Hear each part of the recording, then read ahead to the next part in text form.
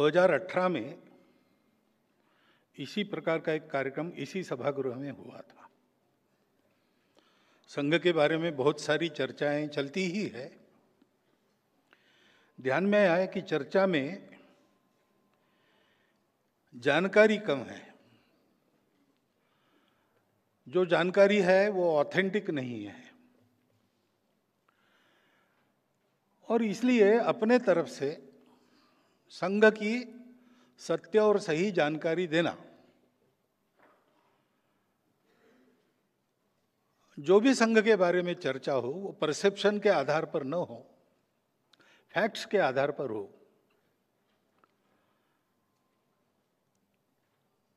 वो मालूम होने के बाद निर्णय क्या करना, निष्कर्ष क्या निकालना, वो तो जो सुनेगा उसका अपना अधिकार है। किसी को कन्विंस नहीं करना है, बस बताना है। इस उद्देश्य से वो संवाद हुआ, और वो संवाद अपेक्षाकृत बहुत अच्छी तरह हुआ। संघ के बारे में सत्य जानने के बाद बहुत सी बातें जो मन में बिना कारण थी वो चली गई। उस सभा में आए हुए सब लोग संघ के बन गए ऐसा नहीं कह सकते, लेकिन वो उद्देश्य भी नहीं था। अभी शताब्दी के कार्यक्रमों का विचार जब हो रहा था तब फिर से ये कल्पना आई कि फिर से ऐसा एक संवाद उस समय एक ही स्थान पर हुआ था, देश में 4 स्थानों पर हो, ताकि अधिक लोग उसमें सहभागी हो सके, बाद में प्रश्न पूछ सके। लेकिन जो पहले बताया उस समय भी मीडिया ने बहुत अच्छी तरह उसको सारे देश में पहुंचाया था, तो वही सारी बातें फिर से बतानी है क्या? संघ एक विषय है तो संघ के बारे में हर साल नया बताने का कुछ नहीं रहता है। तो इस बार ये हुआ कि 100 वर्ष पूरे हो गए हैं, आगे हम संघ के कार्य को कैसा देखते हैं, हमारे मन में क्या चल रहा है, ये भी रखा जाए। इसलिए न्यू हॉराइजन्स, नए क्षितिज, ऐसा शब्द व्याख्यानमाला के टाइटल में है। और दूसरा ये किया जाए कि 70-75% नए लोगों को बुलाया जाए। तो इसलिए जो 2 व्याख्यान होने वाले हैं उसमें आज के व्याख्यान में संघ के बारे में मैं बताऊंगा। पिछली बार जो 2 भाषणों में बताया वो एक भाषण में बताऊंगा। 100 साल की संघ की यात्रा हो रही है। क्यों हो रही है? संघ चलाना है ऐसा नहीं है। संघ चलाने का एक उद्देश्य है। और ये राष्ट्रीय स्वयंसेवक संघ क्यों शुरू हुआ, इतनी सारी बाधाएं वगैरह आई, स्वयंसेवकों ने सारी कठिन परिस्थितियों में से रास्ता निकालकर इसको चलते क्यों रखा, और 100 साल चलने के बाद भी नए क्षितिजों की बात क्यों कर रहा है, इसका अगर एक वाक्य में आपको उत्तर देना है तो वो वाक्य संघ की प्रार्थना के अंत में हम स्वयंसेवक लोग रोज कहते हैं, भारत माता की जय। अपना देश है, उस देश की जय जयकार होनी चाहिए। उस देश को विश्व में एक अग्रगण्य स्थान मिलना चाहिए। लेकिन क्यों मिलना चाहिए? अग्रगण्य स्थान तो एक ही देश प्राप्त करेगा, और विश्व में सैकड़ों देश है। उसके लिए भी एक नई स्पर्धा उत्पन्न करनी है क्या? तो ऐसा कोई इरादा नहीं है। लेकिन उसके पीछे एक सत्य है। दुनिया में इतने देश है, क्यों है? विश्व बहुत पास आ गया है। अभी ग्लोबल बात होती है। विश्व पास आ गया है, इसलिए ग्लोबल विचार करना ही पड़ता है। तो एक देश के बड़े होने का महत्व क्या है? तो यद्यपि सारे विश्व का जीवन एक है, मानवता एक है, फिर भी वो एक जैसी नहीं है। उसके अलग अलग रूप है, अलग अलग रंग है।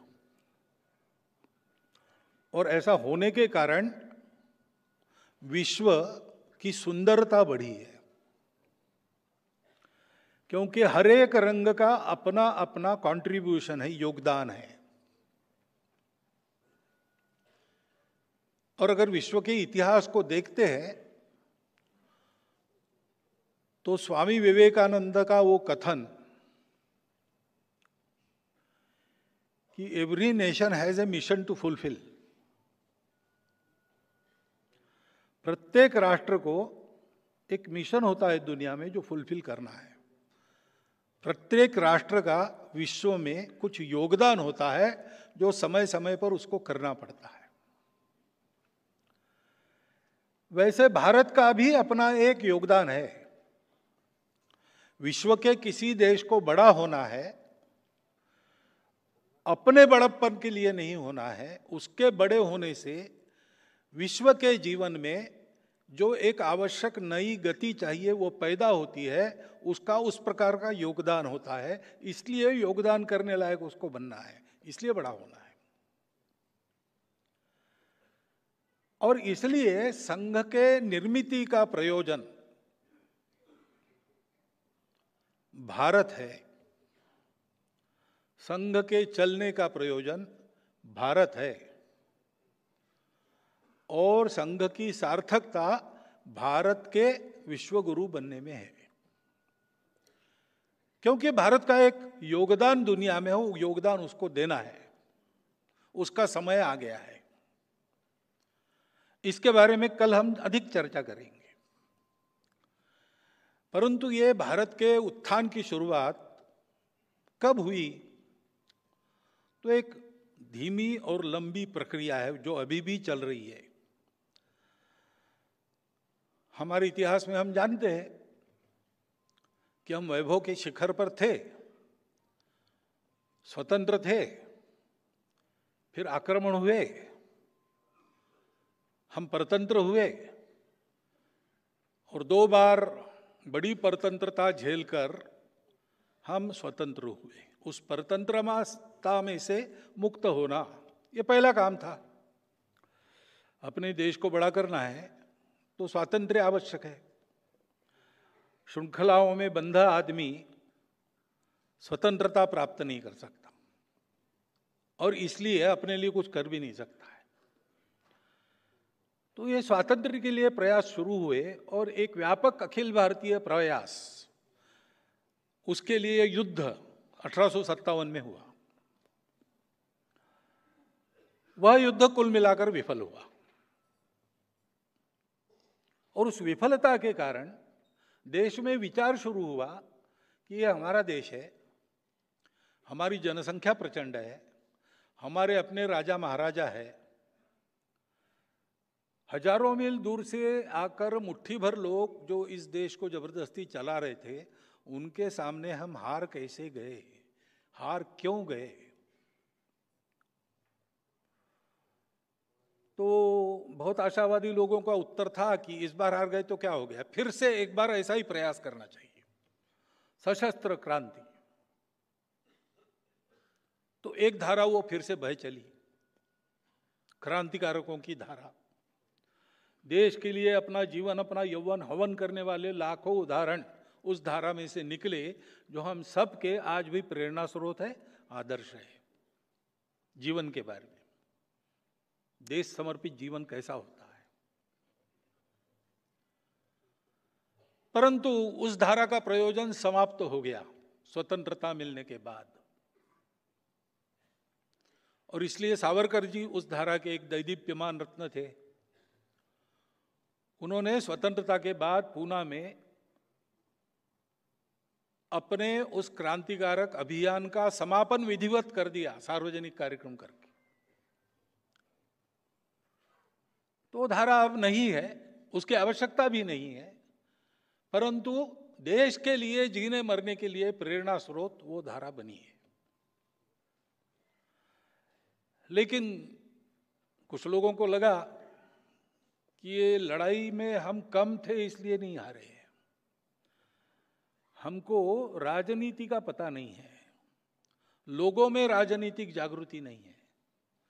केवल सैनिक लड़ेंगे तो काम नहीं होता है, सामान्य व्यक्ति भी खड़ा होना चाहिए। और इसलिए हम परतंत्र है इसका उनको भान करा देने वाला राजनीतिक उपक्रम करना चाहिए। तो उस स्वतंत्रता के युद्ध के बाद 57 के बाद भारतीय असंतोष ठीक से व्यक्त हो और वो हानि न करे, इसलिए कुछ व्यवस्था हो रही थी, लेकिन इन सब लोगों ने उसको अपने वश में कर लिया और उसको स्वतंत्रता के लड़ाई का हथियार बनाया। इंडियन नेशनल कांग्रेस के नाम से वो धारा चली। उसी में से अनेक प्रकार के राजनीतिक प्रवाह निकलकर आज हम देखते हैं इतने सारे राजनीतिक दल अपने देश में है। स्वतंत्रता के पहले स्वतंत्रता के लिए लोगों की राजनीतिक जागृति, ये लक्ष्य उनका था और वो अच्छी तरह से हो गई। सामान्य व्यक्ति भी, चरखा तो अपने देश का परंपरागत है, वो नई बात नहीं थी, लेकिन देश के लिए चरखा चलाना ये बात सिखाई उस राजनीतिक आंदोलन ने। देश के लिए जीना मरना, हर काम में देश का विचार करना, ये वातावरण सारे देश में हो गया। फलस्वरूप स्वतंत्रता मिली। सशस्त्र संघर्ष भी चल रहा था, उनका भी बड़ा योगदान था। कुछ दुनिया की परिस्थिति भी थी। स्वतंत्रता प्राप्त होने के बाद उस धारा को जिस प्रकार जैसे प्रबोधन करना चाहिए उस प्रकार होता तो आज का दृश्य का कुछ अलग होता, लेकिन वैसा हुआ नहीं, ये हम सब लोग देख रहे हैं। दोषारोपण करने की बात नहीं, ये फैक्ट है। एक धारा थी, उन्होंने कहा कि ये सब होगा लेकिन अपने समाज में कुछ कमियां है, रूढ़ी कुरीतियों से ग्रस्त अपना समाज है, उसको आधुनिक शिक्षा का स्पर्श नहीं है, अंधविश्वासों से भरा है, उसको ठीक करना चाहिए। और इसलिए तरह तरह के सुधार आंदोलन अपने देश में हुए और कुछ आज भी चल रहे हैं। उनका परिणाम तो हुआ, प्रभाव तो हुआ, लेकिन सब कुछ ठीक नहीं हुआ। अभी भी ऐसे सुधार के उपक्रम, सुधार के अभियान, सुधार के आंदोलन करने पड़ते हैं। और एक धारा थी जिन्होंने कहा कि पहले अपने मूल पर चलो फिर से, हम उसको भूल गए हैं। स्वामी दयानंद सरस्वती, स्वामी विवेकानंद, दो मुख्य नाम उसमें लिए जाते हैं, जिन्होंने अपने मूल पर समाज को खींचने का प्रयास किया। उसके चलते जो जो हुआ, इन पहले की 3 धाराओं सहित भारत में आज जो कुछ चल रहा है उस पर इनका प्रभाव है। कहीं ना कहीं प्रेरणा स्रोत वहां पर है, कहीं ना कहीं विचार का जो प्रवाह है वो वहां से जुड़ता है। परंतु ये चारों धाराएं चली जैसा भारत हमको चाहिए। 75 वर्ष आजादी के पूरे हुए, लेकिन हम अभी ऐसा नहीं कह सकते कि वैसा खड़ा हुआ। इसका कारण क्या है? संघ के निर्माता जो थे डॉक्टर हेडगेवार, वो इन चारों धाराओं में काम कर चुके थे। उनको हम जन्मजात देशभक्त कहते हैं, क्योंकि बचपन से ही ये चिंगारी उनके मन में थी कि देश के लिए जीना चाहिए, देश के लिए मरना चाहिए। स्वयं बचपन में ही अनाथ हो गए थे, दरिद्रता में आगे बढ़ना पड़ा, लेकिन देश के लिए चलने वाले कामों में भाग लेना उन्होंने कभी नहीं छोड़ा। और विद्यार्थी के नाते उनका जो कर्तव्य था अपनी पढ़ाई अच्छी तरह से पूर्ण करना, उसमें अपने विद्यालय में पहले 10 में आना, ये भी कभी उनका छूटा नहीं। वंदे मातरम आंदोलन 1905-6 में जो हुआ, उस समय उन्होंने नागपुर के सारे विद्यालयों में उस आंदोलन का संगठन किया। जब इंस्पेक्टर लोग स्कूल इंस्पेक्शन के लिए आते थे तो हर क्लास में उनका स्वागत वंदे मातरम से होता था। चिढ़कर उन्होंने सारे विद्यालय बंद कर दिए। कौन इसके पीछे पता लगाने का प्रयास किया। 4 महीने स्कूल बंद रहे, पता नहीं लगा। अंत में कॉम्प्रोमाइज हो गया जो अभिभावक गार्डियंस थे और सरकार इनमें, कि एक नॉमिनल अपॉलॉजी हो जाए स्कूल में एंटर करते समय गेट पर, और शिक्षक खड़ा रहे, वो पूछे गलत हुआ ना, माफी चाहते हो ना, तो मुंडी हिलाना, नॉमिनल अपॉलॉजी। स्कूल शुरू हुए, लेकिन 2 छात्र नागपुर के थे जिन्होंने ये भी करने का इनकार कर दिया कि भाई भारतवासी हम हैं, भारत माता हमारी, उसके स्वतंत्रता की बात को नकारना सपने में भी हम नहीं कर सकते। वो हमारा श्रद्धा स्थान है, वंदे मातरम कहना ये हमारा अधिकार है, और इसलिए हम सपने में भी उसको ना नहीं कर सकते, तो हम माफी कैसे मांगेंगे। तो स्वाभाविक वो दोनों रस्टिकेट हुए। उसमें एक डॉक्टर एडीवार थे जो बाद में डॉक्टर बने। फिर उस समय राष्ट्रीय विद्यालय चलते थे, उनमें जाके उन्होंने अपनी पढ़ाई पूरी करी। मैट्रिक में इस परिस्थिति में भी वो फर्स्ट क्लास में पास हुए। नागपुर के लीडर लोगों ने उनका ये स्पार्क देखकर, ये चिंगारी देखकर तय किया कि इनको कलकत्ता जाना चाहिए, मेडिकल पढ़ना चाहिए। मेडिकल की पढ़ाई का बहाना है, परंतु करना है वहां क्या, क्रांतिकारकों की कोऑर्डिनेशन कमेटी वहां है, अनुशीलन समिति, उससे संबंध स्थापित करना और क्रांति कार्य पश्चिम भारत में भी शुरू करना। तो उनकी योजना के अनुसार पास में पैसा न होते हुए भी चंदा करके जो थोड़ा जमा हुआ उसके आधार पर डॉक्टर साहब कलकत्ता गए। किसी लॉज में जगह नहीं थी तो अपने 2 मित्र एक कमरे में रहते थे, उनके बिस्तर के बीच की जगह में अपना बिस्तर लगाया और उन्होंने मेडिकल की पढ़ाई भी अच्छी तरह पूरी की, फर्स्ट क्लास में हो गए,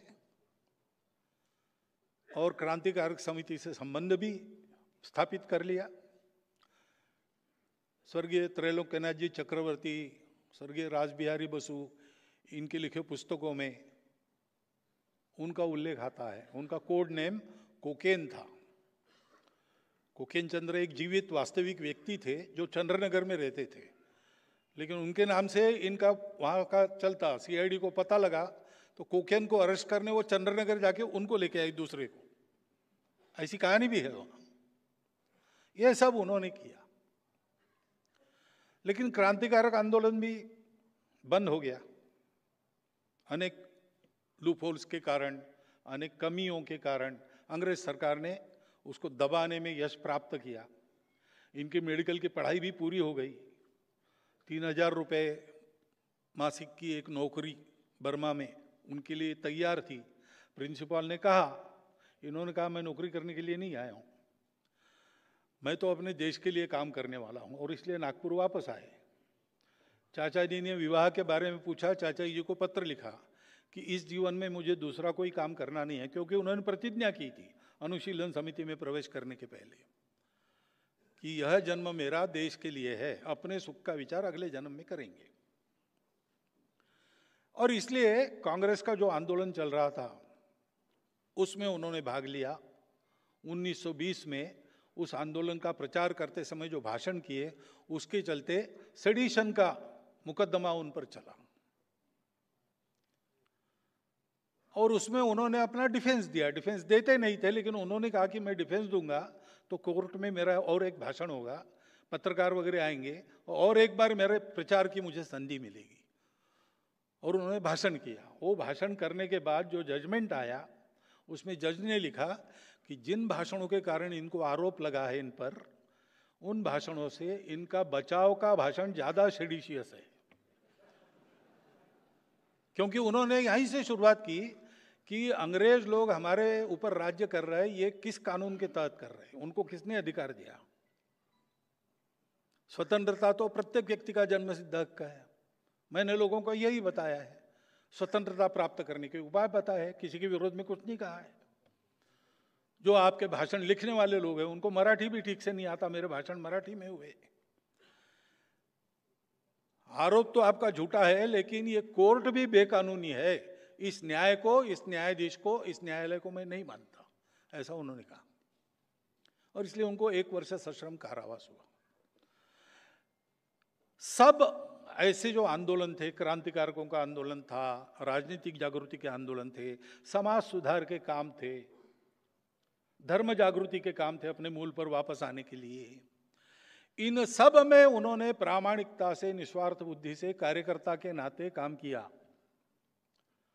कार्य पद्धति जान ली, कैसा काम करते हैं, समाज की स्थिति क्या है, ये करने से समाज में क्या होता है, ये सब उन्होंने जान लिया, अनुभव लिया। और इस लंबे समय के दौरान उनका इन सब काम में काम करने वाले जो श्रेष्ठ लोग थे, धुरीण थे, लीडर लोग थे, उनसे संपर्क आया, चर्चा भी हुई। उनकी यह सक्रियता संघ स्थापना के बाद भी कायम थी। संघ शुरू होने के बाद 1930 में जंगल सत्याग्रह हुआ। उस जंगल सत्याग्रह में भी वो संघ के सरसंघ चालक हो गए थे, उसको छोड़कर नया सरसंघ चालक नियुक्त करके आंदोलन में गए।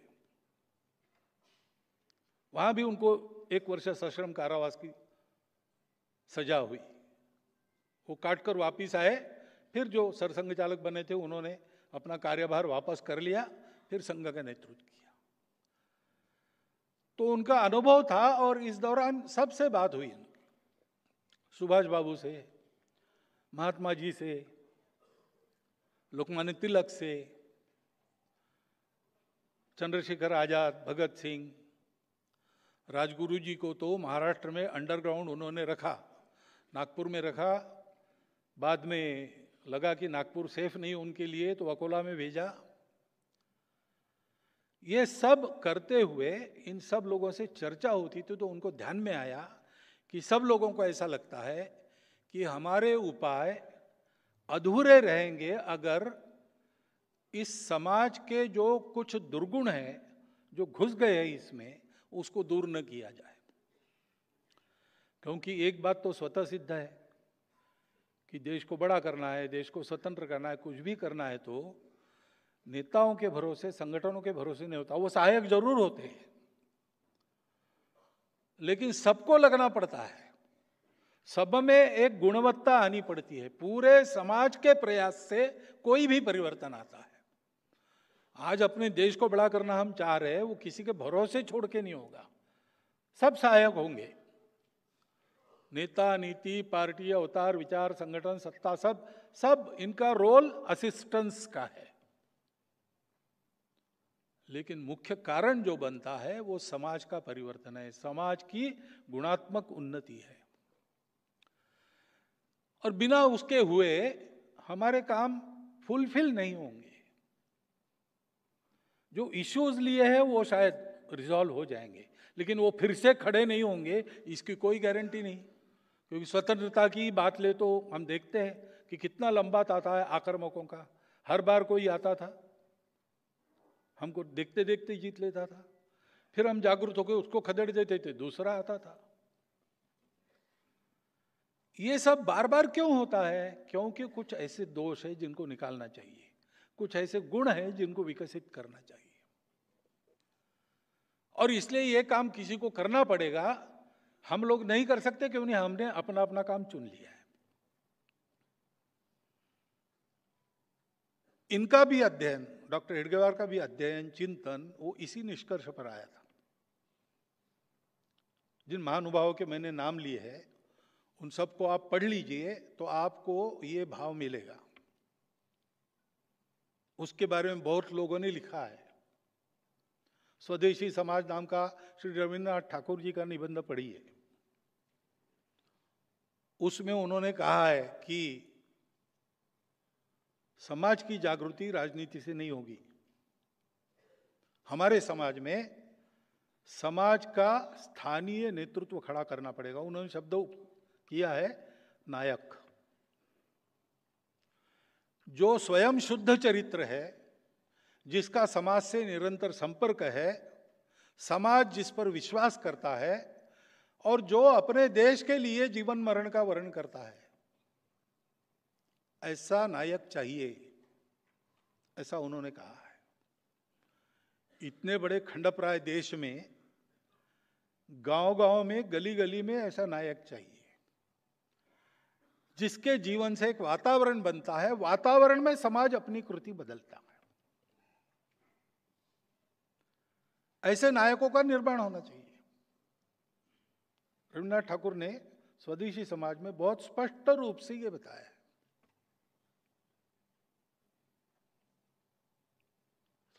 इन सब के बोलने में, लिखने में ये बात आई है कि राष्ट्र को खड़ा करना है तो अपना राष्ट्र नया नहीं बनाना है। हमारे यहाँ पहले से हिंद स्वराज में गांधी जी ने लिखा है कि युवा वृद्ध को प्रश्न पूछता है कि अंग्रेजों के आने के कारण रेल लाइन वगैरह आ गई, सारा देश एक बन गया। तो वृद्ध के रूप में वो गांधी जी उत्तर देते हैं हिंद स्वराज में कि ये भी बात तुमको अंग्रेजों ने ही सिखाई है। अंग्रेजों के आने के बहुत पहले हमारा देश एक था। तो हमारे देश का अस्तित्व ये बहुत प्राचीन है। परिस्थितियां बदलती है, उसमें परिस्थिति बदलती है, इसलिए वो एकत्व नहीं बदलता। स्वदेशी समाज में ही रविन्द्रनाथ जी ने लिखा है कि कोई नया व्यक्ति हम में आने से हम भारत के लोग डरते नहीं, क्योंकि सबके प्रति अपनेपन का हमारा स्वभाव है। इस देश में हिंदू, मुसलमान, बौद्ध आदि आदि आपस में संघर्ष नहीं करेंगे, इसी देश के लिए जिएंगे, इसी देश में मरेंगे। आपस में संघर्ष करते करते कोई एक हल वो इसका निकाल लेंगे और साथ में जिएंगे। आगे वो कहते हैं कि ये हल अहिंदू न होकर विशिष्ट रूप से हिंदू होगा। ये उन्होंने लिखा है। उस शब्द के बारे में क्या है बाद में बताता हूं मैं, परंतु ये विचार सब में था कि अपना देश प्राचीन समय से एक है, अपने समाज को उन्नत बनाना चाहिए। वो सदा के लिए संकट परंपरा का निवारण करने का एकमात्र उपाय है। लेकिन फुर्सत नहीं है, तो डॉक्टर हेडगेवार ने सोचा कि किसी को फुर्सत नहीं है तो मैं इसके प्रयोग करता हूं।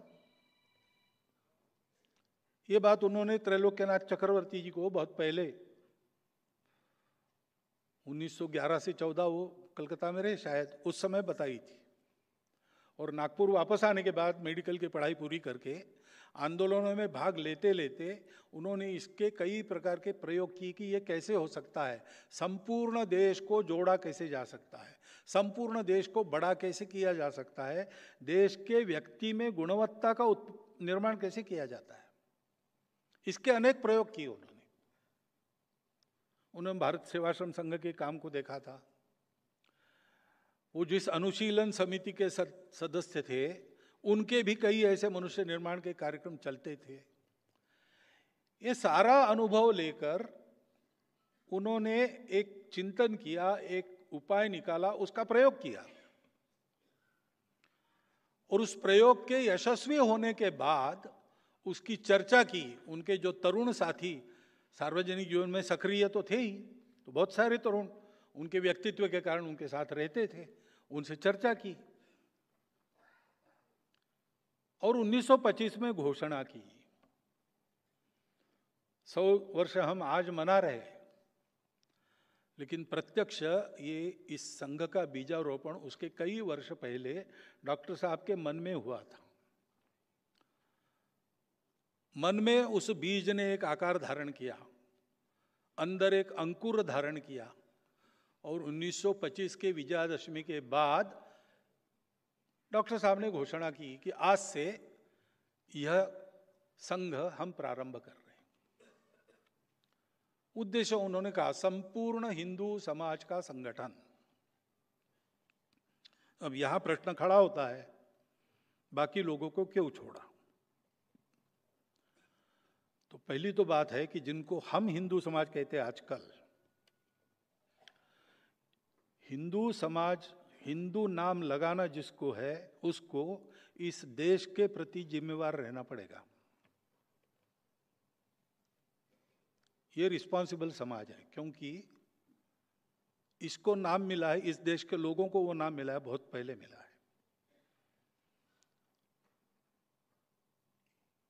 महावीर प्रसाद जी द्विवेदी है, उन्होंने लिखा है कि जरतुष्ट्र के काल में बाहर के लोगों ने हमको ये नाम दिया, हमको तो जरूर नहीं थी अलग नाम की। हमने अपना धर्मशास्त्र लिखा तो मानव धर्मशास्त्र यही उसका नाम है, क्योंकि हमारे यहां यही कहते थे हम, माता च पार्वती देवी, पिता देवो महेश्वरा, बांधवा शिवभक्ताश्च, स्वदेशो भुवनत्रया, या अयम निजः परो वेति गणनाम लघुचेतसाम उदार चरिता नाम तु वसुधैव कुटुंबकम। हम मनुष्यों में अंतर नहीं करते थे, सारे मानव। विचार तो हमारा ऐसा था कि व्यक्ति, मानवता, सृष्टि, ये सब परमात्मा के कारण जुड़ी है, एक दूसरे से संबंधित है। एक का जो होता है वो दूसरे पर भी परिणाम करता है, और इसलिए मनुष्य को अपने विकास का विचार करना है तो इन तीनों के विकास में अपना विकास है, ये मानकर अपने विकास का प्लान करना पड़ता है। ये इस देश का स्वभाव है। तो हमको अलग नाम की जरूरत नहीं थी। लेकिन जरतुष्ट्र वहां गए, उनको पूछा गया कौन हो, तो उन्होंने कहा कि हमारे पूर्वज किर्गिस्तान में भारत से गए थे, सिंधु नदी के उस पार से गए थे। अब उस समय ईरान के लोग सिंधु नदी के उस पार वालों को हनत कहते थे, उसका हनदू हो गया, हिंदू हो गया। ये एक कथा है। दूसरी कथा है कि ऐसा कहने के बाद ईरान के लोगों ने इस्राएल के लोगों के पूछने पर यहूदियों को कहा कि हमारा एक हिंदू गुरु है, और वो बात घूमते घूमते अपने पश्चिम किनारे पर व्यापार के जरिए आ गई। व्यापारियों ने पकड़ा वो शब्द, लेकिन ठीक है, उनको इस शब्द से क्या करना है, सौदा पटने से काम है, व्यापार चलता रहा। इंटेलेक्चुअल लोगों के पास वो आ गया, तब अपने पुराणों में आ गया, तम देव निर्मितम देशम हिंदुस्थानम प्रचक्षते। लोक भाषा में आने को बहुत समय लगा, और लोक भाषा में जो शब्द आते हैं वो संतों की पकड़ में आते हैं। इसलिए गुरु नानक देव जी के वाणी में पहले ये मिलता है, हिंदुस्तान खसमाना किया, तुर्कस्तान खसमाना, खुरासान खसमाना किया, हिंदुस्तान डराया। वो उन्होंने वर्णन किया है बाबर के अत्याचारों का, और कहा है कि न हिंदू महिलाओं का शील बचा, न मुस्लिम महिलाओं की असमत बची। अब ये सोचते तो ध्यान में बात आती कि उन्होंने दो क्यों शब्द उपयोग किए, क्योंकि जैसे उस समय मुसलमान थे हमारे देश में, हमारे देश के कन्वर्टेड मुसलमान थे, लेकिन दूसरी तरफ मुसलमान क्यों कहा होगा, तो स्वाभाविक है, अल्लाह को मानते हैं, कुरान को मानते हैं, पैगंबर साहब को मानते हैं, वही होते हैं मुसलमान। तो हिंदू कहने से कोई मान्यता नहीं है, एक ईश्वर को मानने वाला हिंदू नहीं है। नहीं, ईश्वर के अनेक रूप है हिंदू में, 33 करोड़ है ऐसा कहते हैं, और एक ग्रंथ नहीं है, न कोई एक गुरु है। तो अनेक थे उस समय, बौद्ध थे, जैन थे, शैव थे, शाक्त थे, अनेक प्रकार के पंथ संप्रदाय, रिलीजन्स अनेक थे। लेकिन एक स्वभाव था जो इन सबको जोड़ता था, वो स्वभाव ये था कि इन सबको स्वीकार करते थे। विश्व में जितने तरीके हैं पूजा के, वो सब एक ही जगह पहुंचेंगे, कोई तरीका गलत नहीं है। हाँ, ये हो सकता है कहीं देर से पहुंचेंगे, कहीं जल्दी पहुंचेंगे, कोई तरीका बड़ा सरल है, कोई तरीका बड़ा जटिल है। रुचि नाम वैचित्र्यात रुजु कुटिल नाना पथयुताम। मनुष्य अलग अलग होते हैं, बुद्धि अलग अलग होती है, रुचि अलग अलग होती है। रुचि के वैचित्र्य के कारण रुजु कुटिल अनेक प्रकार के रास्ते होते हैं। आप यहाँ इस सभागृह में आने के लिए कहाँ से चले, एक ही रास्ता थोड़ी था। जहाँ से चले वैसा रास्ता था, और कोई रास्ता ठीक भी था, कोई रास्ता खराब भी था। रास्ता खराब है इसलिए आप घूम कर भी आए होंगे, रास्ता खराब है तो भी समय पर पहुंचेंगे इसलिए उसी खराब रास्ते से भी आए होंगे। ये अपना अपना मन है। ऐसे अनेक पथ है, रुचि नाम वैचित्र्यात रुजु कुटिल नाना पथयुताम नृणाम, नृणाम यानी आदमियों का एको गम्या, एक ही जगह जाना है सबको। भगवान को कहते त्वम असि, तुम ही हो जो सबके गंतव्य हो। नृणाम एको गम्यस्त्वम असि, कैसे? पयसाम अर्णवैव, विश्व में कहीं भी पृथ्वी पर वर्षा होती है तो अंत में सागर में जाती है। ये श्रद्धा रखने वाले सबको उन्होंने एक नाम दिया, हिंदू। तो हिंदू यानी क्या? इसमें जो विश्वास करता है, अपने अपने रास्ते से चलो भाई, अपना जो रास्ता मिला है स्वाभाविक रूप से उस पर श्रद्धा रखो, बदलो मत, दूसरों को बदलो मत। इस पर श्रद्धा रखो, दूसरों की भी श्रद्धा है, उसका पूर्ण सम्मान करो, उसका स्वीकार करो, उसका अपमान कभी मत करो।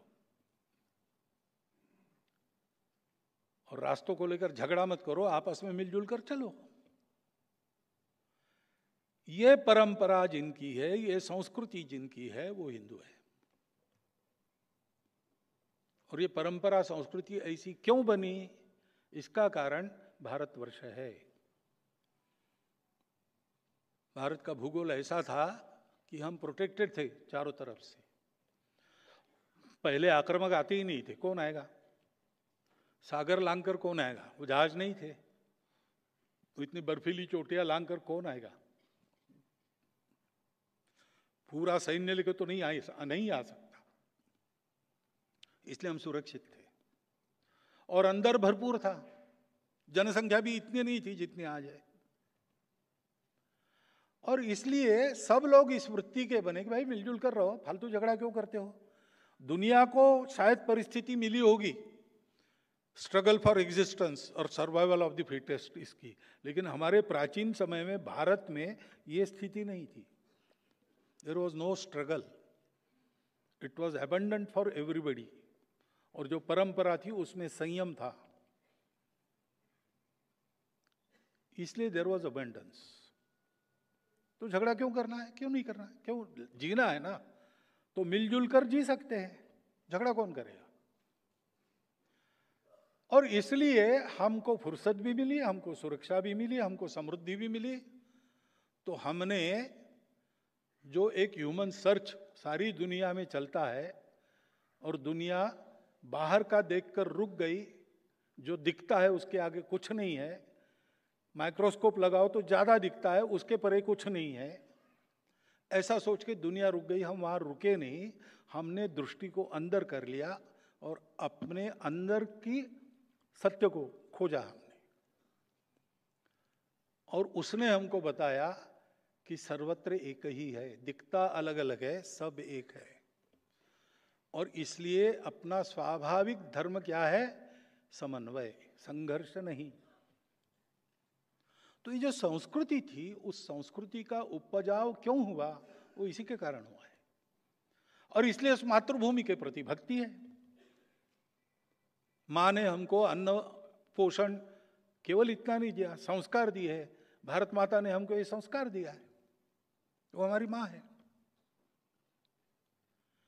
और ये केवल कपोलकल्पित बात नहीं है, इसके आधार पर प्राचीन समय से हमारे पूर्वज जीते आए हैं। ऐसा जीवन खड़ा करने के लिए उन्होंने खून पसीना सब बहाया, प्राणदान भी किया है। इस भूमि के संरक्षण संवर्धन के लिए भी बलिदान दिया है, परिश्रम किया है। वो इतिहास हमको प्रेरणा देता है, वो पूर्वज हमारे पूर्वज है। इनको मानने वाला वास्तव में हिंदू है। लेकिन जब संघ शुरू हुआ तब ये परिस्थिति थी कि ऐसे सब लोग अपने आप को हिंदू नहीं कहते थे, और आज भी नहीं कहते कुछ लोग। तो हिंदू के हम प्रकार मानते हैं, जो जानते हैं वो हिंदू है, उनको गौरव है। जो जानते हैं वो हिंदू है, लेकिन गौरव क्या करना भाई, दुनिया में होते हैं, हम हिंदू है चलो। और जो जानते हैं लेकिन किसी कारण नहीं कहते, मैं कारणों में नहीं जाता, नहीं कहते। और जो जानते नहीं है कि वो हिंदू है, लेकिन ऐसे लोगों को भी जो जानते नहीं है, हिंदवी कहने से बुरा नहीं लगता, भारतीय कहने से बुरा नहीं लगता, सनातन का भी कुछ लोग स्वीकार करते हैं। ये शब्द क्या है, समानार्थी शब्द है। और इसलिए हम लोग ऐसा नहीं कहते कि आप हिंदू ही कहो, आप हिंदू हो, ये हम बताते हैं। नहीं भाई, हम हिंदवी है, हम भारतीय है, ठीक है। इसका कंटेंट समझो। इन शब्दों के पीछे केवल शब्दार्थ नहीं है, एक कंटेंट है। वो कंटेंट जियोग्राफिकल नहीं है, उस कंटेंट में एक भक्ति है भारत माता की, उस कंटेंट में एक परंपरा है पूर्वजों की जो हम सबकी समान है। डीएनए को भी देखो वही है। 40,000 वर्ष पूर्व से भारतवर्ष के लोगों का डीएनए एक है, अखंड भारत की भूमि पर जो जो है। और हमारी संस्कृति है मिलजुल कर रहने की। ये बातें अलग अलग अलग रूप जो है वो हम में अलगाव पैदा नहीं करते, क्योंकि हम ये मानते ही नहीं कि एक होने के लिए यूनिफॉर्म होना पड़ता है। यूनिफॉर्मिटी से यूनिटी आती है, ऐसा नहीं है। डाइवर्सिटी में भी यूनिटी है, क्योंकि डाइवर्सिटी भी यूनिटी का ही प्रोडक्ट है। लेकिन कोई परीक्षा है और प्रश्न आ गए 4, 2 तो बड़े कठिन है, 2 आसान है। पहले कौन सा? पहले आसान प्रश्न छोड़ो। इसलिए जो अपने आप को हिंदू कह रहे हैं, पहले उनको संगठित करो, उनका जीवन अच्छा बनाओ। तो किसी कारण जो अपने आप को हिंदू होके भी नहीं कहते, वो भी कहने लगेंगे। वो तो होने लगा है। और किसी कारण जो भूल गए उनको भी याद आएगा, वो भी होगा। लेकिन करना क्या है? संपूर्ण समाज का संगठन, संपूर्ण हिंदू समाज का संगठन। हिंदू शब्द का आग्रह क्यों है हमारा? क्योंकि ये जो कंटेंट है, ये कंटेंट पूर्णतः व्यक्त करने वाला वो एक ही शब्द है। और हिंदू कहने से हिंदू वर्सेस ऑल ऐसा नहीं होता है, हिंदू बनाम कोई ऐसा नहीं है। क्योंकि हिंदू इसका मतलब इंक्लूसिव, इंक्लूसिविटी की मर्यादा क्या है? कोई मर्यादा नहीं।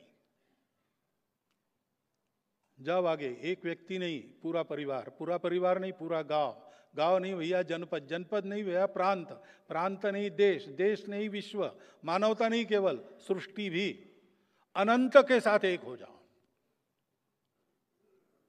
वहां जो पहुंचा उसको सर्वश्रेष्ठ मानने वाला अपना समाज है। और इसलिए ये कोई संकुचित बात नहीं है, उल्टा ये अपने सारे विकास को संपूर्ण विश्व के साथ एक रूप होने को एक खुला रास्ता देने वाली बात है। उनका संगठन करना, इसलिए संघ निकला, क्योंकि पूरा समाज ऐसा होगा तभी होगा। लेकिन होने के लिए तो कुछ करना पड़ेगा, केवल तैयार होने से काम नहीं चलता, तैयारी का उपयोग करना पड़ता है। तो ये विचार किया गया कि तैयारी जो करनी है उसके 2 भाग है, एक तो मनुष्य को तैयार करना, दूसरा मनुष्यों ने काम करना। तो जो मेथोडोलॉजी डेवलप हुई मनुष्यों को बनाने की, उस पर लगकर काम करने वाला एक संगठन राष्ट्रीय स्वयंसेवक संघ, उसको दूसरा कुछ नहीं। उसकी शाखा है, उसके स्वयंसेवक है, और बाकी सब जो होना है तैयारी के चलते वो करने वाले स्वयंसेवक रहेंगे। संघ संघ के नाते उसमें जाएगा नहीं। स्वयंसेवक बहुत है, संघ चलाने के लिए जो लगते हैं उनको छोड़ दिया तो भी बहुत सारे स्वयंसेवक है, वो सक्रिय हो जाए, समाज जीवन में जहां जिसकी आवश्यकता है वो करेंगे। ये तो सपने से भी ज्यादा दुष्प्राप्य बात लगती थी। स्वयंसेवक भी पूछते थे कैसे होगा, डॉक्टर साहब कहते थे होगा, संघ कुछ नहीं करेगा, सब कुछ होगा, और हो रहा है। अनेक क्षेत्रों में अपने स्वयंसेवक काम कर रहे हैं। वो जो विचार मिला है, जो संस्कार मिला है, उसके आधार पर उस क्षेत्र की आवश्यक है वहां पुनर्रचना करके आगे बढ़ रहे हैं। भारतीय मजदूर संघ में स्वयंसेवक काम करने के लिए गए, उन्होंने पूरी दुनिया के लिए लेबर फील्ड का एक नया दर्शन दिया है। हर जगह वहां के परिवेश में सकारात्मक सुधार और अपने देश के स्वत्व के आधार पर वहां की पुनर्रचना। क्यों यह पुनर्रचना आवश्यक है, उसमें कल जाएंगे हम लोग। लेकिन ये वो स्वयंसेवक करते हैं, वो उनका है, स्वतंत्र है, अलग है, स्वायत्त है, उसका क्रेडिट उनको है, संघ को नहीं। डिस्क्रेडिट वो संघ को शेयर करना पड़ता है, क्योंकि माल हमारे यहां से गया है। क्रेडिट उनका है, संघ उनको कंट्रोल नहीं करता, डायरेक्टली भी नहीं, रिमोटली भी नहीं। एक ही बात है, स्वयंसेवकों का संबंध संघ से अटूट है, जन्म जन्मांतर का है। वो संघ की प्रार्थना कहीं भी गा लेंगे, वो टूटता नहीं कभी। उसके चलते स्वयंसेवक मिलते हैं, बात करते हैं, हम भी बात करते हैं, पूछते हैं, हम बताते हैं, हमको ध्यान में आया बताते हैं, मदद मांगते हैं, मदद देते हैं। अच्छे काम को सर्वत्र मदद करते हैं। हम केवल स्वयंसेवकों को ही करते हैं ऐसा नहीं है, किसी को भी कर सकते की है, बहुत उदाहरण है। परंतु हमारा कहा वो माने ही, ये उन पर हमारा दबाव नहीं है। हमारा कहना वो समझेंगे, समझने के बाद उनको जो लगता है वो करेंगे।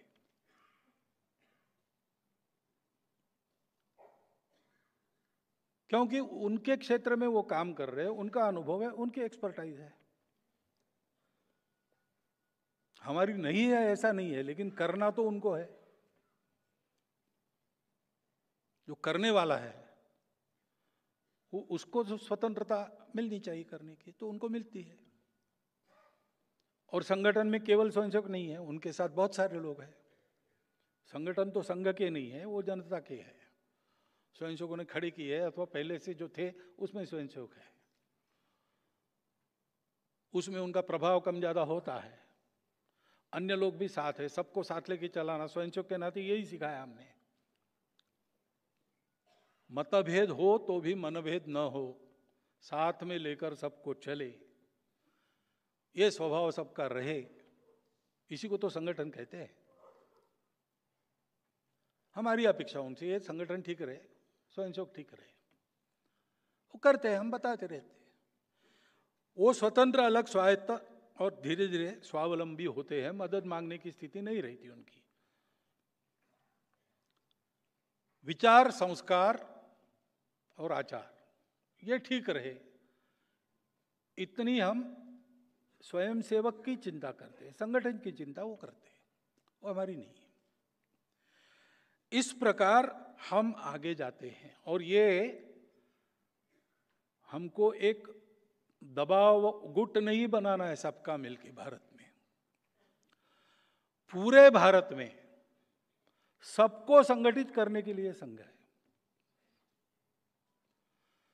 तो आपको भी अनुभव आया होगा कि 30 साल 40 साल पहले शायद आप में से बहुत लोग संघ के घोर विरोधी रहे होंगे, और शायद उनमें से कुछ लोग आज संघ के समर्थक बन गए। आप घोर विरोधी थे तब भी अपने थे, और आज हमारे हैं तब भी अपने ही है। एक देश है, 142 करोड़ का देश है, कितने मत होंगे? बहुत मत होते हैं। मत अलग होना ये अपराध नहीं, ये तो प्रकृति ने दिया हुआ गुण है। अलग अलग विचार एक साथ जब सुनते हैं और कोई सहमति बनती है, तो उसमें से प्रगति होती है।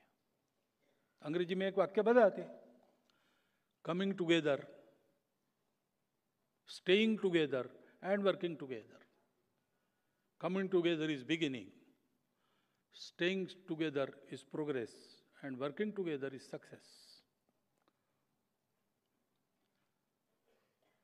तो ये जो बात है इसको संगठन कहते हैं, और पूरे समाज का ही हमको संगठन करना है, क्योंकि संघ के मन में ये बात है कि अगर इस देश में ऐसा लिखा गया कि भाई संघ के कारण देश बच गया या देश का उद्धार हो गया, तो ये हमारे लिए ठीक नहीं है, कि ये हम करना नहीं चाहते। ये करना चाहते तो बहुत है, पहले से रावण से त्रस्त दुनिया, राम नहीं होते तो क्या होता, शिवाजी नहीं होते तो क्या होता। अरे भाई कब तक आएंगे शिवाजी, कब तक आएंगे राम। भगवान भी God helps those who help themselves. हमको इसके कारण जो ठेका देने की आदत लग गई है, नेता को ठेका दो, पार्टी को ठेका दो, सरकार को ठेका दो, तुम देश का कल्याण करो। हम क्या करेंगे, हम तुम जो कर रहे हो उसमें से मीन मेक निकालते चर्चा करते बैठेंगे। ये ठीक नहीं है। देश का जिम्मा हम सबका मिलकर है। जैसे हम हैं वैसे हमारे प्रतिनिधि होंगे, वैसे हमारी पार्टियां होंगी, वैसे हमारे नेता होंगे। तो हम अच्छे बने और हम करें देश के लिए संपूर्ण समाज का संगठन। इसके लिए हम कहते प्रार्थना में विजय त्रिच न संहता कार्य शक्ति। हमारी संगठन शक्ति के आधार पर, हमारी यानी किसकी, संपूर्ण हिंदू समाज की। क्योंकि हमने परिचय दिया है उसके पहले, वयम हिंदू राष्ट्रांग भूता, हम हिंदू राष्ट्र के अंगभूत है। तो पूरी हिंदू समाज का दायित्व है, तो पूरा हिंदू समाज ऐसा बनना चाहिए। हमारी संगठित कार्य शक्ति यानी पूरे समाज की संगठित कार्य शक्ति। और हिंदू राष्ट्र की बात करते हैं हम, तब भी प्रश्न खड़े हो जाते हैं, क्योंकि राष्ट्र का हम ट्रांसलेशन करते नेशन, वो कंसेप्ट वेस्टर्न कंसेप्ट है। नेशन के साथ स्टेट जुड़ता है, राष्ट्र के साथ स्टेट आवश्यक नहीं है। हमारा राष्ट्र है पहले से, हिंदू शब्द निकाल के आप विचार करो, हमारा राष्ट्र पहले से, गांधी जी ने भी कहा है। एक राष्ट्र के नाते हम लड़े, बार बार लड़े, उत्तर से दक्षिण, पूर्व से पश्चिम हमारा संचार रहा है। पूरे देश के साथ हमारी सेंसिटिविटी जुड़ी है। हम एक राष्ट्र है। इस राष्ट्र में हम सर्वदा स्वतंत्र नहीं थे, लेकिन राष्ट्र था। सदा हमारे राजा नहीं थे, अंग्रेज भी राजा हो गए, तुर्क अरब भी राजा हो गए, लेकिन राष्ट्र था। एक राजा नहीं था, अनेक राजा थे, अनेक राज्य थे, अनेक व्यवस्थाएं थी, लेकिन राष्ट्र था। मंत्र पुष्पांजलि में हम कहते हैं ना, स्वस्ति साम्राज्यम भौज्यम स्वराज्यम वैराज्यम राज्यम पारमेष्ठ्यम महाराज्यम महागणाधिपत्य। स्वस्ति साम्राज्यम वैराज्यम, पूरी लंबी मालिका राज्य व्यवस्थाओं की, इतने प्रकार है। और फिर भी आगे कहते हैं पृथिव्यै समुद्र पर्यंताया एक राट इति। समुद्र पर्यंत जो पृथ्वी है, पृथ्वीराज यानी कृषि योग्य बनाई भूमि, उसमें एक राट है। चक्रवर्ती थे तब भी हम यही कहते थे, चक्रवर्ती नहीं थे, अलग अलग राज्य थे, तब भी हम यही कहते थे। अंग्रेज राजा थे तब भी हम यही कहते थे, विदेशी आकर राज करते थे तब भी हम यही कहते। राष्ट्र था, सत्ता बदलती रही। हिंदू राष्ट्र शब्द का सत्ता से कोई मतलब नहीं, और हिंदू राष्ट्र के प्रखर होते, विद्यमान रहते, जो जो शासन रहा है वो शासन हमेशा पंथ संप्रदाय का विचार करने वाला शासन नहीं है। उसमें सबके लिए न्याय समान है। पंथ संप्रदाय भाषा कुछ भी नहीं, कोई भी भेद नहीं, प्रजा के लिए समान न्याय। और इसलिए जब हम हिंदू राष्ट्र कहते हैं तब हम किसी को छोड़ रहे, ऐसा नहीं है। हम हिंदू राष्ट्र कहते हैं तो किसी का विरोध कहते, ऐसा नहीं है। संघ इसमें से हुआ ही नहीं है। संघ किसी विरोध में, प्रतिक्रिया में नहीं निकला है। गुरुजी के प्रेस कॉन्फ्रेंस में गुरुजी को पूछा गया कि हमारे गांव में तो मुसलमान और ईसाई है नहीं, हमारे यहाँ शाखा का क्या काम है। गुरुजी ने कहा कि भैया तुम्हारे गांव की छोड़ दो, पूरे दुनिया में भी मुसलमान ईसाई नहीं होते तो भी हिंदू समाज अगर इस अवस्था में रहता तो संघ की शाखा की आवश्यकता थी, क्योंकि संगठन किसी के विरोध में नहीं होता। आप सब लोग कुछ ना कुछ तो व्यायाम करते होंगे, कम से कम मॉर्निंग वॉक, इवनिंग वॉक करते होंगे। आपको कोई पूछे कि आप ये व्यायाम कर रहे हैं, किसको पीटने का इरादा है? अरे भाई, व्यायाम अपने आप को तंदुरुस्त कहने के लिए। अब कभी मारपीट होती है तो व्यायाम का शरीर काम में आता है, ये बात अलग है। लेकिन व्यायाम का उद्देश्य किसी को मारने के, स्वस्थ होना शरीर की स्वाभाविक अवस्था है, संगठित होना समाज की स्वाभाविक अवस्था है, बिना उसके कोई काम सफल नहीं होता है। इसलिए संपूर्ण समाज का संगठन ये करता है संघ, और ये 100 साल से कर रहा है। और 100 साल की यात्रा के बारे में कहे तो क्या बताएं। पहले ही हमको डॉक्टर हेडगेवार ने बताया कि संगठन के जीवन में 3 स्थितियां रहती, वो पार करनी पड़ती, उसके बाद फिर कार्य सिद्धि होती है। पहली अवस्था रहती है उपेक्षा की। संघ की भी उपेक्षा, विचार की मान्यता नहीं थी संघ शुरू हुआ तब। डॉक्टर हेडगेवार को पूरे देश में प्रसिद्ध लीडर नहीं थे। देखने में व्यक्तित्व भी ऐसा बहुत एक भरभक्कम शरीर वाला आदमी, काला ही था, चेचक के दाग थे चेहरे पर, सामान्य वेश, मध्यम वर्गीय महाराष्ट्रियन का जैसे रहता था उस समय वैसा, और सामान्य भाषा, ऐसे ही थे। प्रचार का कोई साधन नहीं था, विचार मान्यन बिल्कुल नहीं था। लोग तो कहते थे डॉक्टर हेडगेवार पागल हो गया, बच्चों को लेके देश को बनाने की बात कर रहा है। हिंदू राष्ट्र बिल्कुल मान्य नहीं था। अच्छे अच्छे हिंदू लोग कहते थे कि हिंदू तो अब मरने जा रहा है, छोड़ो, this is a dead society, ऐसा बोलते थे। और इसलिए उपेक्षा थी। हमारे प्रचारक थे, संघ कार्य के लिए निकले, कोई प्रचारक की शब्द नहीं था, लेकिन अंदर एक चिंगारी जग गई, निकल गए तो कुछ था ही नहीं, ठाव ठिकाना। भागलपुर में, बिहार में पहले बार प्रचारक गए नागपुर से, जैसे तैसे जुगाड़ करके उनको टिकट का पैसा तो डॉक्टर साहब ने दिया। कुछ उस समय 3 रुपया 12 आना भागलपुर तक का टिकट था, तो उनके पास में 1.25 रुपया बचा। भागलपुर में कोई परिचित नहीं, बिहार में कोई परिचित नहीं, काम शुरू नहीं हुआ था शायद, रहने का ठिकाना नहीं, कुछ नहीं। तो पटना से भागलपुर एक पैसेंजर जाती थी, रात को पहुंचती थी वहां, रात भर पड़ी रहती थी, सुबह निकल आती थी। उस पैसेंजर में रात को सोते थे। स्टेशन पर ही सारा सुबह वाला निपटते थे और फिर गांव में घूमते रहते थे रात तक। इसके घर जाओ, उसके घर जाओ, इसकी बात करो, उससे बात करो। खाने को कुछ नहीं था तो एक भुना चना बेचने वाला था, उससे दोस्ती कर ली। 1 पैसे का वो थोड़ा ज्यादा चना उनको रोज देता था, उस पर उनका भोजन चलता था। शाखा शुरू हो गई तो एक बाल स्वयंसेवक के घर कोई पर्व था, भोजन के लिए कोई चाहिए था। इसने उनको पूछा आप ब्राह्मण हैं क्या? उसने कहा हाँ। तो बोले चलिए हमारे यहाँ एक ब्राह्मण चाहिए। तो इसलिए उसके घर गए। उसके माताजी को पता चला कि ये एमकॉम है और सब छोड़कर हिंदू समाज को संगठित देश के लिए आया है।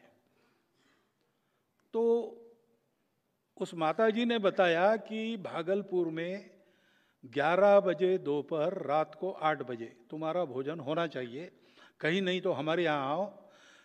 मैं 11 बजे के बाद 1 घंटा राह देखूंगी, फिर गांव में घूमूंगी, तुम्हारा भोजन हुआ कि नहीं देखूंगी, हुआ होगा तो मैं करूंगी, नहीं तो नहीं करूंगी। अभी अभी मैं वहां क्षेत्र प्रचारक बन के गया, तब मैंने देखा वो जो बालक था 8वीं में उस समय, वो हमारे विभाग संघ चालक बन गए थे, उनके घर में ये चलता था। उस समय तो हमारी ये हालत नहीं थी। एक बड़े प्रसिद्ध नेत्र शल्य विशारद के यहाँ हमारा भोजन था, वहाँ हमारा भोजन हो रहा था। महाशय हमारे विभाग संचालक जी बैठे थे, हमने बोला आइए, तो बोले नहीं मेरा घर में भोजन है। तो फिर जाइए, समय हो गया। क्यों गया? उन्होंने कहा नहीं, आपका भोजन पूरा होने के बाद मुझे रिपोर्ट करना पड़ेगा, तब घर में बहुएं भोजन करेगी। समाज ने हमको संभाला, जैसा संभाला वैसा हम रहे। किसी बात की मान्यता नहीं, एक श्रद्धा लेकर चले, डॉक्टर हेडगेवार पर विश्वास रखकर चले। और फिर विरोध शुरू हुआ। क्या विरोध हुआ?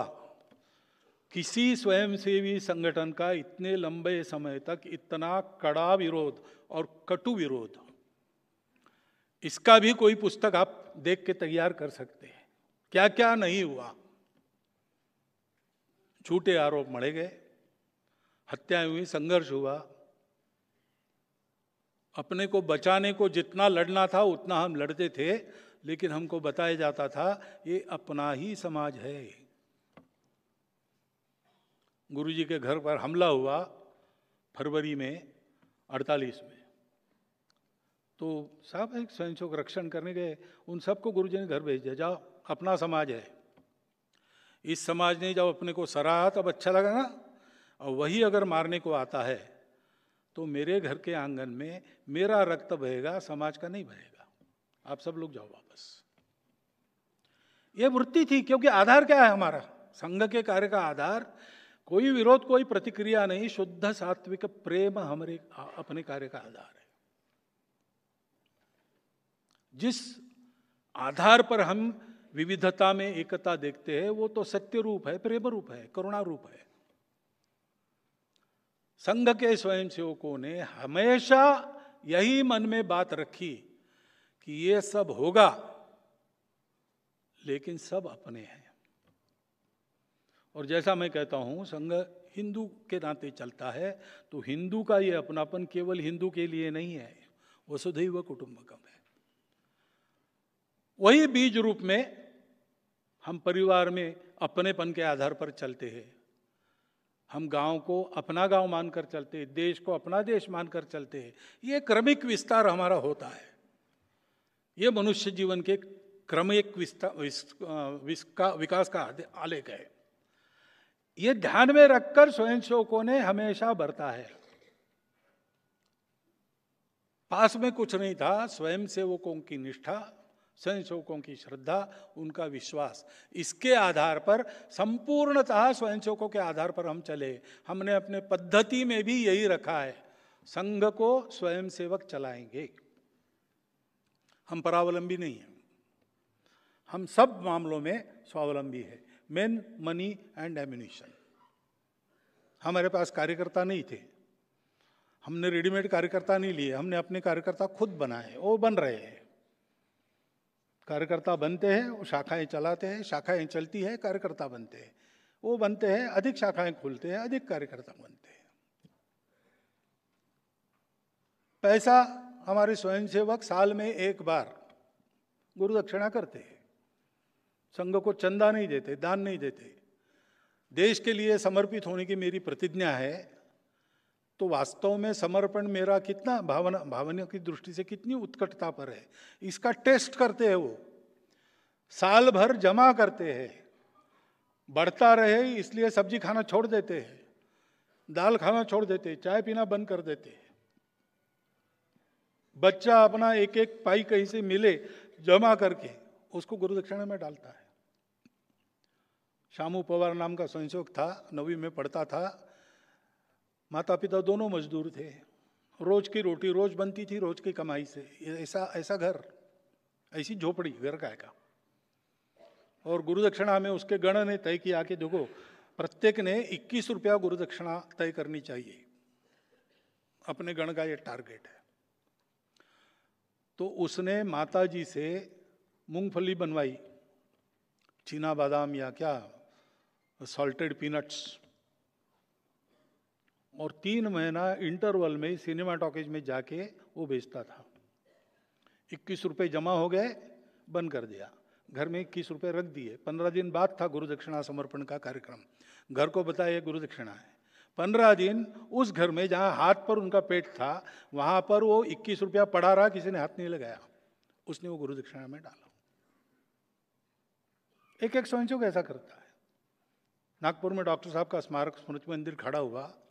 मैं बचपन में शाखा में जाता था तो मुझे याद है वहाँ एक डिब्बा रखा था। हम कुछ मिलता है, उस समय तो ज़्यादा मिलता उलता नहीं था घर से, लेकिन कहीं कभार मिल रहा, कोई मेहमान आ गए, जाते समय कुछ रख दिया हाथ पर, रखते भी ज़्यादा नहीं थे। वो पुराना एक छेद वाला पैसा रहता था तांबे का, तो वो हम उस डिब्बे में डालते थे। पूरा रेशमबाग का परिसर जो बना है या कहीं का भी, यहाँ दिल्ली का कार्यालय स्वयंसेवकों ने बनाया, स्वयंसेवक चलाते। संघ को चलाने के लिए संघ किसी के सामने हाथ नहीं पसारता। संपूर्ण स्वावलंबी संगठन है। और इसलिए हम लोग जो है हमारी दृष्टि से विचार करके जो अच्छा लगता है वो बोल सकते हैं, जो खराब लगता है वो भी बोल सकते हैं, लेकिन उस बोलने के पीछे कोई विरोध की भावना नहीं है। ना काहू से दोस्ती, ना काहू से बैर।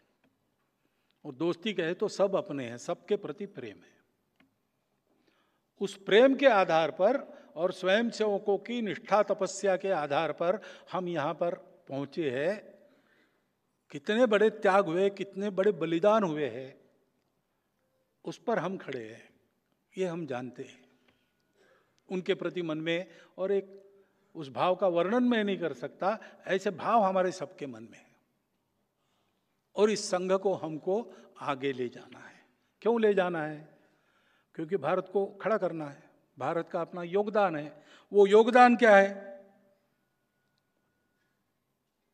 उसकी चर्चा हम कल के व्याख्यान में करेंगे। बहुत बहुत धन्यवाद।